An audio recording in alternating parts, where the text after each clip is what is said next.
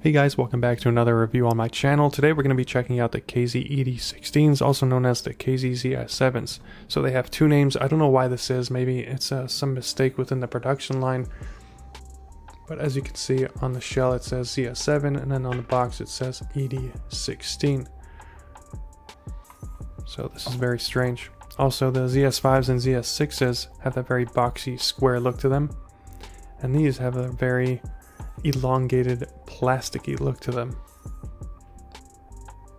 with transparent shells, so these look nothing like that ZS5, ZS6 line. I don't know why they would want to call these the ZS7s. So the cable I currently have on these is that upgraded 2-pin A cable. It's the A-type cable.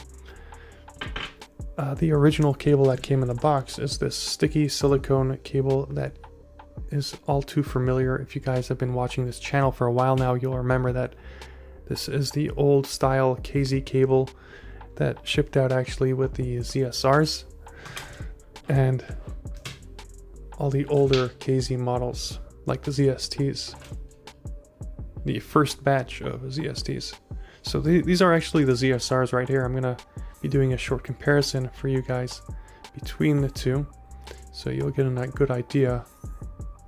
And the reason why I do want to compare these two is because both of these earphones have that 3-driver or triple driver setup in them, where you have 2 balanced armature drivers and then you have 1 dynamic driver. So let's talk about the sound that you're going to get with these earphones. So the sound signature on these earphones is U-shaped. You have a decent amount of bass with some good mids, but now when it came to the highs, those weren't very detailed. And again, these are a brighter sounding set, but for some reason, the highs on these weren't very detailed. The harshness that you do get with these earphones comes mainly from the sibilance, or so it seems. So I did a comparison between these and the ZSRs, and I found that the ZSRs were just way more detailed than these ED16s. So here I have the ZSRs in my left hand, and they were a lot more detailed, the bass was a lot more boomier, and the soundstage was just so much better than on these ED16s. Though with that said, the ZSRs are more sibilant than these ED16s. So I also went ahead and compared these to the ZSTs and found that the ZSTs had a way better soundstage. So like I said, the soundstage on these ED16s sounded muddied or clogged.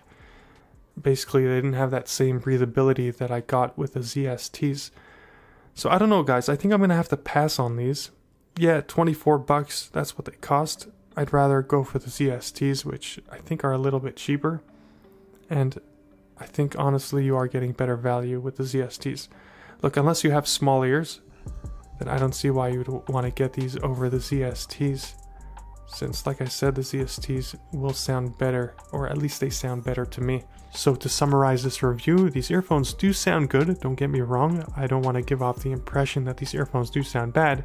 It's just that for the value of your money, you will be getting better value out of a pair of ZSTs or even ZSNs.